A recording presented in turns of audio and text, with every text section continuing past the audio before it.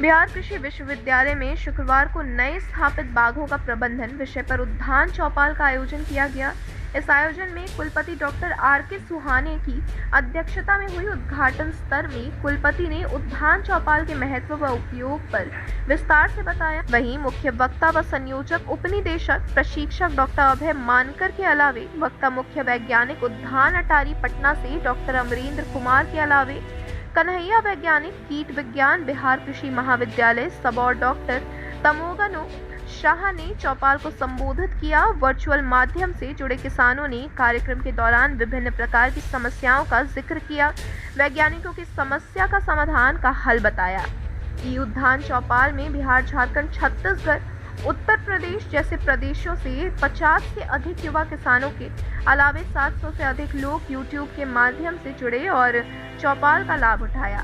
बताते चलें कि आर.के. सोहा ने चक्रवाती तूफान को किसानों के लिए कुछ रूप में अच्छा भी बताया। समय से पहले बारिश का पानी समूह के खेत में इकट्ठा हो गया है, उसे क्यारी बनाकर अच्छे से खेती कर सकते हैं। कुछ चीजों का नुकसान भी हुआ है, परंतु इसे पॉजिटिव वे में लेने की जरूरत है। उनका ये भी कहना हुआ कि किसान मेहनती होते हैं, ऊपर वाले ने उनकी सुन ली और उनके अनुकूल बारिश भी हो गई। अब इस बार खेती अच्छी होगी।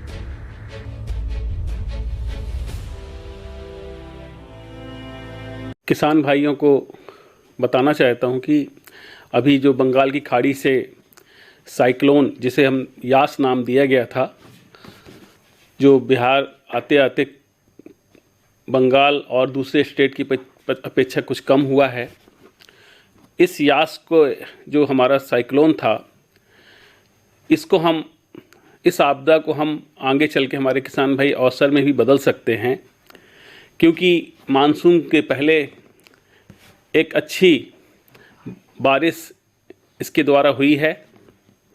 अतः हम किसान भाइयों से अनुरोध करते हैं कि जैसे ही मौसम खुलेगा, सबसे पहले अपने खेतों की मेड़ों को मजबूत करें, जिससे कि पानी खेत में ही हम रुक जाएगा और उनकी खेती की उर्वरा शक्ति बरकरार रहेगी।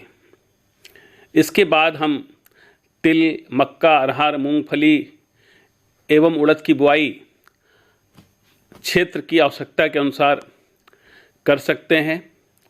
पूरे वर्ष बिकने वाला हरा चारा नेपियर घास की बुआई भी किसान भाई शुरू कर सकते हैं, क्योंकि नेपियर चारा सालों भर किसान भाई ले सकते हैं और ये ऐसी ज़मीन में भी हो सकता है जहाँ बंजर ज़मीन है या अनउपजाऊ ज़मीन है। दूसरा सबसे महत्वपूर्ण समय किसान भाइयों का जो धान की फसल का है, उसमें ये बताना चाहते हैं कि धान की सीधी बुआई, जैसा कि हम जानते हैं कि धान की सामान्य खेती में खर्च बहुत अधिक होता है। सिंचाई, जल एवं समय की अनुपलब्धता एवं मृदा स्वास्थ्य में ह्रास होता है। तो धान की सीधी बुआई की अनुशंसा की जा रही है। विश्वविद्यालय भी इसकी अनुशंसा बड़े पैमाने पे कर रहा है और इसके लिए बड़ा उपयुक्त समय है। जून के प्रथम सप्ताह से हम लोग, जहाँ भी हमारे खेत की मिट्टी की नमी थोड़ी बरकरार रहे, खेत जुताई लायक हो जाएं, तो धान की सीधी बुआई कर सकते हैं।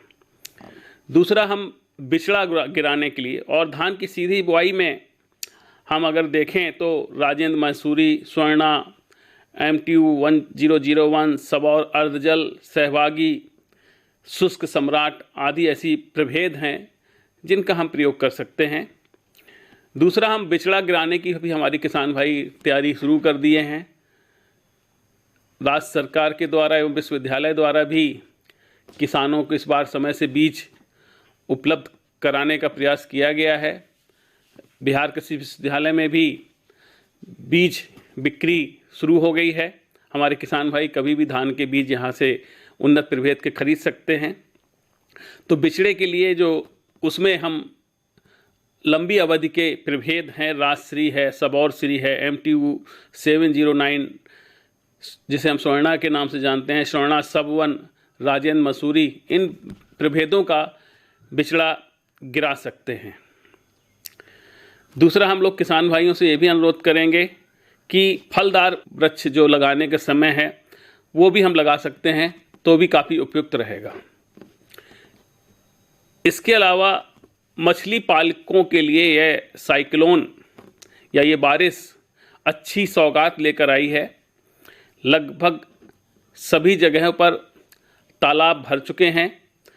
मत्स्य पालक भाई हमारे तालाब में मछली का बिचड़ा गिरा सकते हैं।